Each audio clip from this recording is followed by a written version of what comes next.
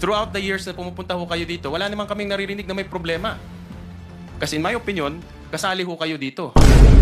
But anyways, Mr. Chairman, I'm just echoing my frustration as a Filipino, Mr. President. Nakaka-frustrate, no? Na nandito tayo ngayon, pinakikinggan natin to. Dapat ang pinakikinggan ho natin kung paano po umunlad yung bansa ho natin. Tama. Pero dahil po sa inyong masamang liderato, nandito tayo ngayon. Inaayos ho natin. Hinahanap po natin sino yung mga kriminal. Hindi pa ho natin mahanap dahil nasa Portugal na nagtatago. Bakit niyo ho pinabayaan? Yun ang aking sentimento. Gusto ko control. You have control over the department. Yes, Your All the Honor. way to the last janitor. Yes, Your Honor, but I also rely on my people under me to cooperate, to do the job that they Secretary, are 3 supposed years, to do. 365 days, nandoon kayo. Wala kayo naririnig 25%, Aray ko. 20%. Eh kami naririnig na ho namin yung pumuputok na ho siya. Take exception kasi sinabi nyo, ang trabaho nyo as DPWH Secretary, oversight. I cannot accept that. Hands-on kayo, secretary kayo. Sino nga bang magnanakaw? Aani ba siya ang magnanakaw? Sino ang magnanakaw na sasabihin niya sa hearing na ako po ang may testimono ko? Aray ko!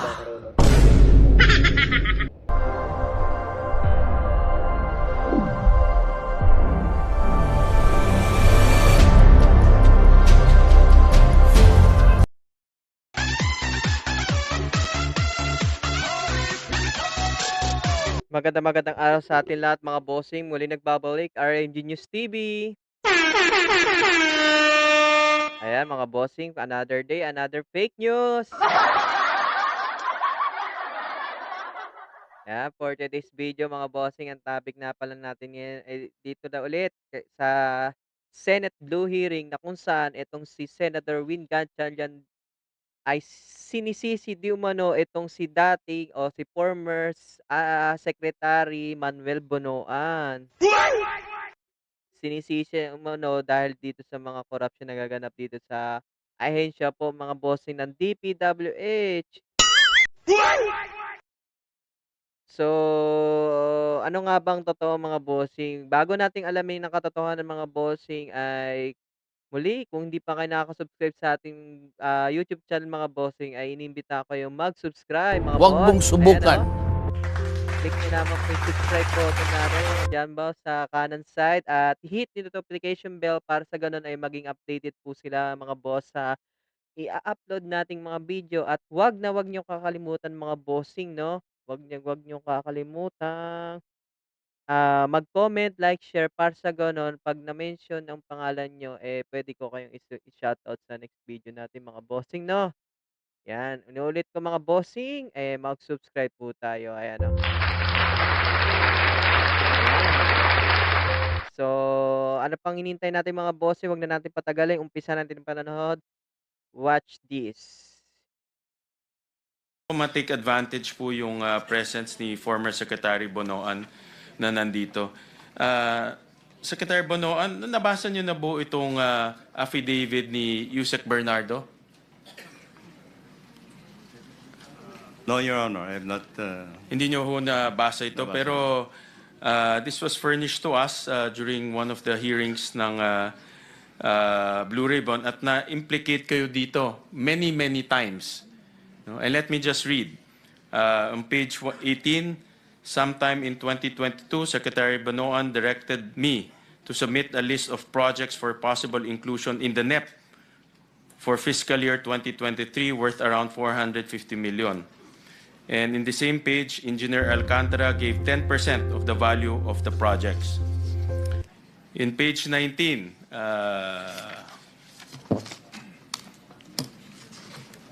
similarly, on 2023, Secretary Bonoan directed me to submit a list of projects for possible inclusion in the NEP Yun lang, nawalan pa ng net.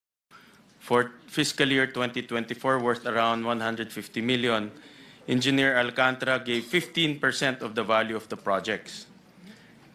In page 19, in the year 2024, Secretary Bonoan also directed me to submit a list of projects for possible inclusion in the NEP for fiscal year 2021, 900 million.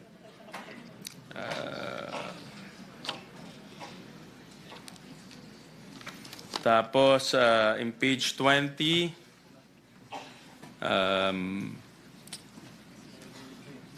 the value of the projects that I handled for Secretary Manny Bonoan was at least 5 billion per annum for the years 2023, 2024, 2025, with a 15% average commitment. Of this 15% average commitment, Secretary Manny Bonoan, 75% usually would give me 25% of the commitment, with the rest of the commitment shared between him and Secretary Cathy Cabral. And in one of our budget hearings, I believe kinumpute po to ni Chairman Senator Lacson and Senator Kiko Pangilinan, ang SOP na napunta sa inyo is worth 2.25 billion pesos since 2022. Laki, ah. Well, Ano po ang masasabi niyo ho dyan? I think, Your Honor, I think this is something. Well, I think I issued a denial on this at one point in time when I learned about. I have not read the entire affidavit, but I issued a denial to it. I don't even recall actually talking about any projects at all. If there will be proposals from them, I just. No, but this is very clear na meron kayong allocated amount No. at nagsasubmit sila ng project sa inyo at binibigyan kayo ng kickback. Wala ho ako. 10%, 15%, and pag sinuma ho natin lahat yan, aabot yan to 2.2 billion pesos. This, I completely deny, Your Honor. I don't have any allocable amount.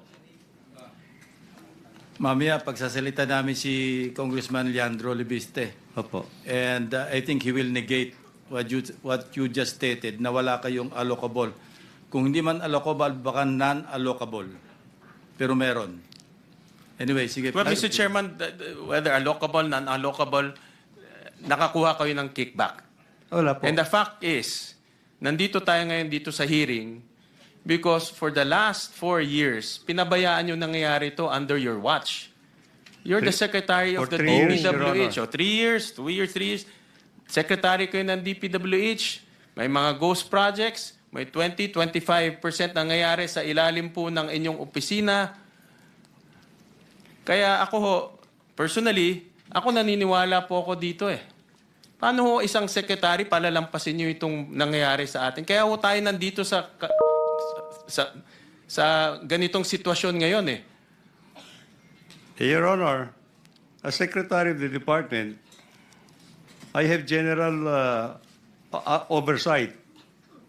I have general oversight of all the implementation. Pero kung kasali ho kayo dito sa mga kickback, yung oversight na yan, walang kwenta ho yan. And this is what I deny, Your Honor. Ano nyo, hindi ko ho makita. Sa Bulacan, sa Davao Oriental, may ghost project. Lahat ng kasama nyo, alam, in 2025, na kickback na nangyari.